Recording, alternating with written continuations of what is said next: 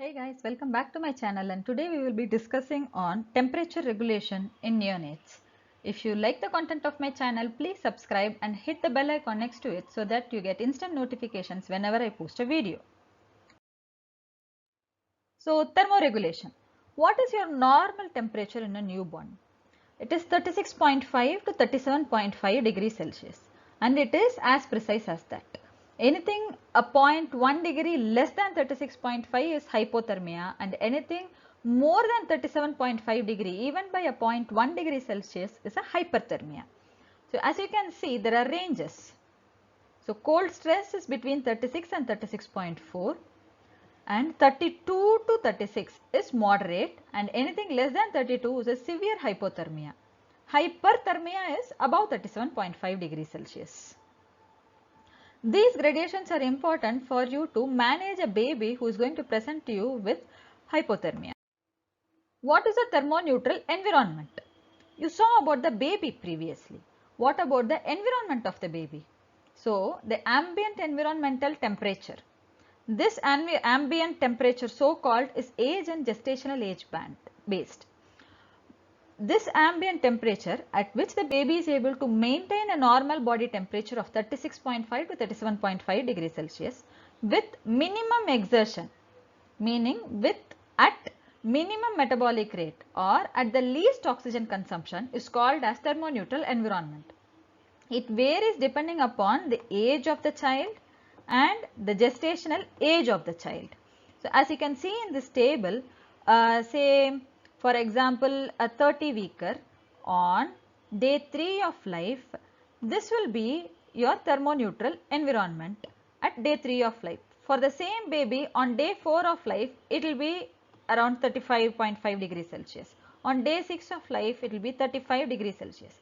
These are all temperatures of the environment. So why is this important? If the baby is not going to need these extra calories for maintaining body temperature, that calorie can be used for their growth and development. So the baby's temperature, whatever you are recording, is a product of whatever the baby is producing as heat minus whatever is being lost. So how does a baby produce heat? A baby can produce heat by increased physical activity, which is very minimal. Next, by peripheral vasoconstriction, by holding the heat in. Next is non-shivering thermogenesis. This is important because this is different from that of adults who can generate heat by shivering. Always remember, heat production in a newborn is a function of body weight, meaning more the weight of the baby, more heat can be produced. So, a low birth weight baby will be able to produce less heat. A very low birth weight baby will be able to produce even lesser heat. Whereas heat loss is a function of surface area. Surface area is inversely proportional to the gestational age, meaning a small baby, a preterm baby has a larger surface area compared to a term baby who might have more weight but less body surface area. What is the implication here? So, a preterm baby with small body weight can produce less heat, but the same baby has larger body surface area. So, whatever less heat is produced can be lost very easily. So, how does it produce heat? Actually, the non-shivering thermogenesis, that is a matter of brown fat. Brown fat is named as brown because it has got lot of mitochondria in it. It is located at from top to bottom, nape of neck, axilla, interscapular mediastinal regions, paraspinal, perinephric regions, and in the groin. Why are you worried about neonates? Why are you not worried about older children? See, as already discussed, in neonates the body surface area is more.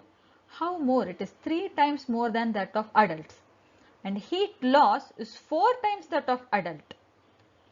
And the baby is also dependent on somebody else to make sure the environment is maintained at a correct temperature. The baby is covered, baby is fed, and all of these are dependent actions. The baby cannot take care of these things on its own. And more risk in preterms. Why? Apart from the above increased body surface area and dependency vulnerability, you have very less subcutaneous fat. So, there is no insulating layer between the heat produced and the outside environment. It is lost easily. Brown fat, which is important for non-shivering thermogenesis, is very less. Skin permeability per se is more. because the stratum corneum will still be deficient, it will not be mature. So the transepidermal water loss will be increased. Large surface area, and these preterm babies will not be able to compensate very well in case they have a hypothermic situation. How is the heat produced? One, I told, by increased activity. So what happens whenever the environmental temperature drops? The thalamus gets a signal, it sends to cerebral cortex to increase the physical activity. So the baby cries, it grimaces, moves its limbs. By increasing activity, the baby tries to increase the heat production. Next, your peripheral receptors get a sense of the environmental temperature being less, and it realizes that the baby is going to become hypothermic. So what happens? It sends a signal to the central receptors and per se causes a dermal vasoconstriction in the periphery. The central signal which has gone in again causes a sympathetic discharge, and this sympathetic discharge is responsible not only for dermal vasoconstriction, it is also important for non-shivering thermogenesis. So what happens in this non-shivering thermogenesis? So non-shivering thermogenesis increases sympathetic activity. Norepinephrine is produced, especially in brown fat. What does this norepinephrine do? Norepinephrine increases the production of monodeiodinase. And what does this do? This increases T3 levels. It converts T4 to T3.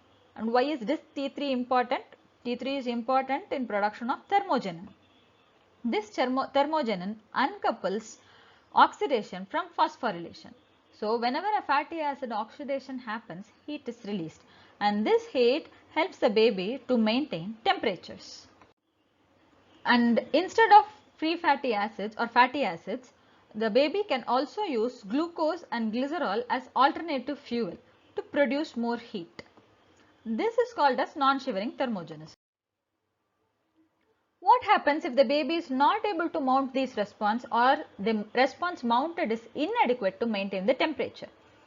A hypothermia can cause reduced surfactant production. Whenever there is reduced surfactant production, there is reduced surface tension and there is atelectasis. And whenever there is atelectasis in the lung, there is hypoxemia. Hypoxemia will lead to metabolic acidosis. Plus, there can also be anaerobic metabolism, which again increases lactic acid production and again metabolic acidosis. There is increased metabolic rate due to catecholamine release, especially norepinephrine. And this increased metabolic rate, which after utilizing fatty acids also tries to hog on glucose. So the baby goes into hypoglycemia. Uncoupling of beta oxidation causes release of free fatty acids. What do these free fatty acids do? They fight with albumin so that they can couple with albumin. This albumin releases bilirubin, and these babies are at risk of hyperbilirubinemia. These are the responses of a baby to a cold stress, to a hypothermic environment. All of this can end up in hypoxemia, acidosis. The baby can go into DIC and the baby may die even. So remember these consequences. Hypothermia is not as simple as it sounds. So you just now saw how the heat is produced and how the baby can conserve. What are the modes by which the baby can lose heat? There are 4 modes: conduction, convection, radiation and evaporation. Conduction is where the baby is in contact with a surface that is colder than the body's temperature. So contact with a cold object. Convection is transfer to airflow. So if the air is flowing faster and the air is colder, then the baby loses heat. Next is radiation. Radiation is, say, suppose this baby is on a surface, the surface is warm, there is not much of airflow, but imagine a wall here. And if the wall is going to be too cold to the baby compared to the baby, then the baby is going to lose heat to the wall. Note that the wall is not in touch or not in contact with the baby, but still the baby is going to lose heat. This is called as radiation, and this is one of the most important modes of heat loss whenever there is minimum airflow. That is why if you see in all NICUs, the babies will be perpendicular to the wall, meaning not much of body surface area is going to be exposed to the possibility of losing heat to the wall. Remember, body surface area. The more body surface area that gets exposed to whatever element you are going to lose heat to, the more heat the baby is going to lose. Evaporation is moisture from amniotic fluid and respiratory rates to the atmosphere. What are the signs and symptoms of hypothermia? Early on, the baby might look slightly irritable. The baby's peripheries may be cold, whereas the centers may be warm, and peripheral cyanosis or acrocyanosis may be seen. But if it is uncorrected at this stage, the baby can go on to have hypotonia, lethargy, convulsions due to hypoglycemia. The baby can have bradycardia, bradypnea and arrest, metabolic acidosis and hypoglycemia. We discussed how these mechanisms happen earlier. How do you assess the temperature? So you have a baby in your NICU and you need to know how frequently do I monitor. Nowadays most of the units have a thermistor probe which is attached to the baby's skin. So when you put a thermistor probe on the baby, it is going to continuously record the temperature and it is going to let you know what happens. Remember, whenever you keep a thermistor probe, false high and false low readings are still possible. False high readings are possible if the probe is in the interscapular region, meaning, or to put it in a simpler way, in area of brown fat, or if the probe is between the baby and the bed, baby is prone and the probe is on the abdomen, then it can give a falsely high reading. It can give a falsely low reading if it is going to be disconnected from the baby, if there is going to be loose contact. What happens in that stage? The servo controlled mode from your warmer detects that there is less temperature. It is not going to know whether it is a baby's temperature or the air's temperature. The thermistor probe relays to the radiant warmer saying, see, I am recording low temperatures, and the warmer will automatically increase its temperature output to maintain a set temperature of 36.5 to 37.5. Ultimately, this baby gets overheated. So, whenever you are using a thermistor probe, be very careful and make sure it is attached to the baby. Suppose you are not having a thermistor probe. What do? You can use the simplest method, which is touch. Compare the center and the periphery of the baby. If the abdomen and the soles of the baby are similarly warm, then the baby is appropriately warm. If the center is warm but periphery is cold, then the baby is in cold stress. If both are cold, the baby is definitely in moderate to severe hypothermia and you need to take care. You can also use a thermometer. Rectal versus axillary, I don't think many are using rectal thermometers. Axillary is easier to use and easier to read, and the temperatures are same as 36.5 to 37.5 for ease of remembering. So how frequently do you monitor? A well baby just once daily will do, if you know the baby is well taken care of. If the baby is say 1.5 to 2.5 kgs, twice a day. If the baby is a very low birth weight baby, then 4 times a day at 6 hours interval you have to do. Serious illness, preferably continuous monitoring. If not, at least every 1 to 2 hours you will have to monitor. Next is liquid crystal thermometry. Liquid crystal thermometry is, see, it has got a temperature dot. When it is placed on the newborn skin, medial to and just above the axilla, if the baby is hypothermic, the dot turns black.